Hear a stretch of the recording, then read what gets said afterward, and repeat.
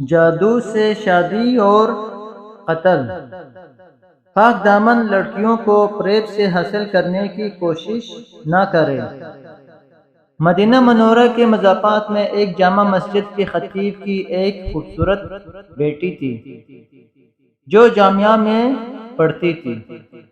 ایک دن وہ جامعہ سے واپس گھر آئی۔ گاڑی سے اترتے وقت ایک لڑکے نے اس کا چہرہ دیکھ لیا۔ لڑکی بہت حسینہ و جمیلہ تھی۔ لڑکے کو پسند آئی۔ اس نے پتہ کیا لڑکی خطیب صاحب کی بیٹی تھی۔ لڑکے نے اسی دن سے صف اول میں نماز پڑھنے کا اہتمام شروع کیا۔ اذان سنتے ہی وہ مسجد کے دروازے پر پہنچ جاتا۔ نماز تک تلاوت قرآن میں مشغول رہتا تھا۔ 6-7 مہینے تک وہ اسی معمولات کا پابند رہا۔ اس کے بعد اس نے والد سے شادی کی خواہش کا اظہار کیا۔ والد نے کہا، ٹھیک ہے، دیکھ لیں گے مناسب رشتہ۔ اس نے کہا کہ لڑکی میں نے دیکھ لی ہے۔ والد کے پوچھنے پر اس نے خطیب صاحب کی بیٹی کے بارے میں بتایا۔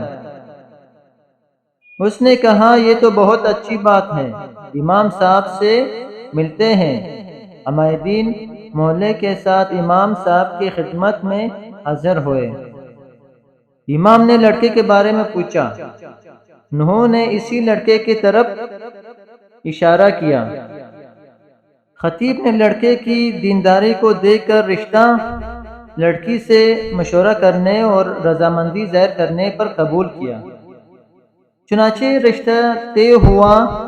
6-7 ماہ بعد شادی ہوئی۔ شادی کے کچھ عرصے بعد لڑکے نے نماز پڑھنے میں سستی شروع کی۔ 1-2 ماہ بعد لڑکے نے داڑھی کاٹ دی۔ گھر آنے پر لڑکی نے سخت ناراضگی کا اظہار کیا۔ اس نے کہا کہ یہ نمازیں تو میں تمہیں حاصل کرنے کے لیے پڑھ رہا تھا، اب مقصد حاصل ہو چکا ہے، اب کیا ضرورت؟ لڑکی یہ سن کر بہت افسردہ خاطر ہوئی اور جا کر والد صاحب سے کہا کہ اس بے دین کے ساتھ ایک دن نہیں رہنا چاہتی۔ یہ معاملہ محکمہ عدل تک پہنچ گیا۔ قاضی نے دونوں میں تفریق کا فیصلہ کیا۔ لڑکا بہت پریشان ہوا۔ اس نے بہت کوشش کیا لیکن لڑکی کو دوبارہ نہ پا سکا۔ لڑکے نے ایک جادوگر سے مدد حاصل کرنے کا فیصلہ کر لیا۔ جادوگر نے بڑے رقم ادا کرنے کا مطالبہ کیا۔ لڑکے نے سارے پیسے پیشگی ادا کیے۔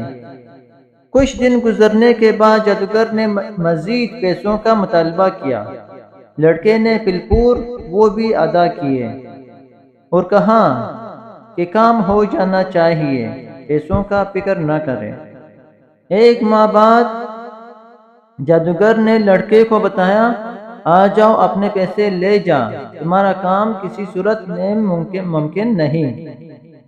جب وہ لڑکا جادوگر کے کمرے میں پہنچا تو جادوگر ایک بڑا چاقو ہاتھ میں لیا کھڑا ہے۔ لڑکے نے حیرت زدہ انداز میں پوچھا، یہ کیا کر رہے ہو؟ جادوگر نے کہا، مجھے قتل کر دو ورنہ 2 قتل کر دیے جائیں گے۔ لڑکے نے کہا، میں یہ نہیں کر سکتا، لہٰذا میرے پیسے دے دو۔ اس نے پیسے دیے۔ لڑکا پیسے لے کر بھاگنے لگا۔ در اثنا پولیس والے نے لڑکے کو پریشان حالت میں بھاگتے ہوئے دیکھ کر گرفتار کر لیا۔ پیسے ضبط کر لیے۔ لڑکے کے توسط سے پولیس جادوگر تک پہنچ گئے۔ جادوگر نے پولیس کو کہا، مار ڈالو، میں مرنے والا ہوں، مجھے وہ نہیں چھوڑیں گے۔ پولیس نے دونوں کو قاضی کے پاس لے گئے۔ قاضی کو جادوگر نے پوری کہانی سنائی کہ ہم استعماد بالشیاطین کے ذریعے جادوگر جادو کا عمل کرتے ہیں اور کامیاب ہو جاتے ہیں، لیکن اس لڑکی پر جب میں نے یہ عمل کیا اور شیطانوں سے مدد حاصل کرنے کی کوشش کی تو اس گھر کی حفاظت پر فرشتے مامور تھے۔ پھر میں نے دوسرا عمل کیا، تب بھی فرشتے مامور تھے۔ لیکن پہلے سے تعداد میں زیادہ۔ اس کے بعد میں نے رئیس الشیاطین سے مدد لینے کی کوشش کی۔ اس بار جب وہ گھر کے پاس گئے تو وہاں جبرائیل امین کھڑے تھے۔ اس دن کے بعد سے اب مجھے وہ شیطانی گروہ مارنے پر تلے ہیں۔ قاضی حیران ہوا۔ اس نے خطیب صاحب کو بلایا۔ جب امام صاحب تشریف لائے تو انہوں نے پوچھا، کیا عمل کرتے ہو کہ فرشتے آپ کے گھر کی حفاظت پر مامور ہیں؟ اس نے پوچھا، کیوں، کیا ہوا؟ کیونکہ اس کو پتہ بھی نہیں تھا کہ یہاں کیا چل رہا ہے۔ جب انہوں نے امام صاحب کو پوری کہانی سنائی تو خطیب صاحب نے کہا کہ ہمارے گھر میں صبح روزانہ سورہ بقرہ کی تلاوت ہوتی ہے، اور جس گھر میں سورہ بقرہ کی تلاوت ہوتی ہے اس پر جنات اور شیاطین اثر نہیں کرتے۔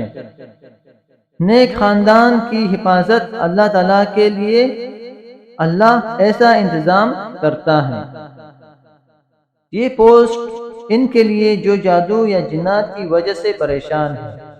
اپنے دین کو سمجھیں اور اللہ پر ایمان مضبوطی سے قائم رہیں۔ خدا را حامی ہمارا حامی و ناصر ہو۔ میرے عزیز ساتھیوں، ویڈیو دیکھنے کا شکریہ۔ ویڈیو کو لائک کریں، چینل کو سبسکرائب کریں، بیل آئیکن کو دبانا مت بھولیے تاکہ ہمارے اور آپ کا ساتھ ہمیشہ رہے۔ اللہ حافظ۔